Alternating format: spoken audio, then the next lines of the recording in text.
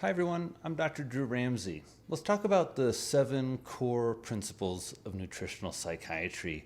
These are really the fundamentals as I see them, what sets nutritional psychiatry apart in terms of really being able to address many of the most important aspects of what affects our mental health and brain health that we haven't been paying attention to, which is nutrition and lifestyle factors that are really making the modern brain struggle.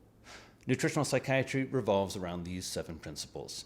Number 1 is neuroplasticity. Neuroplasticity is the new science that your brain grows and changes and repairs itself.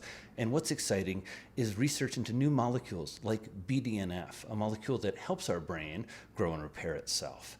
Things like nutrition and lifestyle choices are really involved in BDNF expression. So neuroplasticity is one of the ways that we hope and feel, and the research indicates, that nutritional psychiatry helps us heal our brain and support mental health.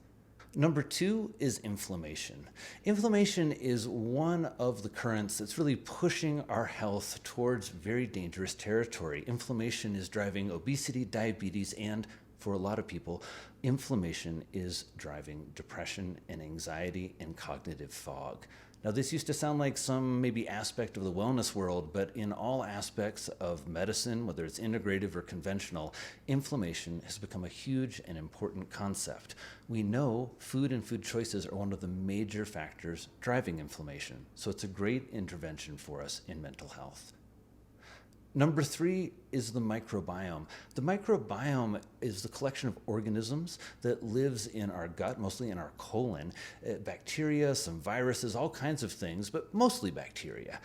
The microbiome is involved in regulating our immune system, and so really involved in inflammation. We also increasingly understand this gut-brain or gut-mind axis, the way that gut health and information from our gut informs our mental health, affecting mood, cognition, anxiety, and more. It's a very, very exciting, cutting-edge area of nutritional psychiatry research.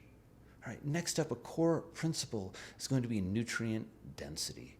Nutrient density really is the only reason to count calories. Calories don't give us a lot of information about food, just the amount of energy they have. And calorie counting, a can of soda and a kale salad are equal. Nutrient density allows us to really understand, what are we getting for that caloric load? What does that 100 calories give us? At the center of the antidepressant food scale that I published with Dr. Laura LaChance is the idea of nutrient density. Which foods have the most of the most important nutrients to fight depression per calorie? So that's the concept of nutrient density. Next up, a core principle is food categories. Instead of focusing on a single food, and I certainly had my problem or episode or era of kale, whatever you'll call it, but we want to focus on food categories. So instead of kale, we think about leafy greens. Instead of just wild salmon, we think about the food category of seafood, both working with individuals to help them diversify where they look to for those nutrients that we find in those categories, but also to allow people to focus on making little steps, whatever that may be, within a food category. Maybe you don't like almonds, but you're willing to try pumpkin seeds, or maybe you really don't like black beans, but lentils are something you're interested in. Food categories allow us to work and be more creative as we think about behavioral change and food changes. Next up is connection. A fundamental principle of nutritional psychiatry for me is connection. That is a key tenet of mental health. Connection both with ourselves, our intentions, our culture, our values, our discipline, all the things that come into play with food choice, but also our connections to our food system, be that our farmers markets, be that individuals who share some of our food hobbies, whether that's sourdough cooking or fermenting foods or growing herbs in your garden.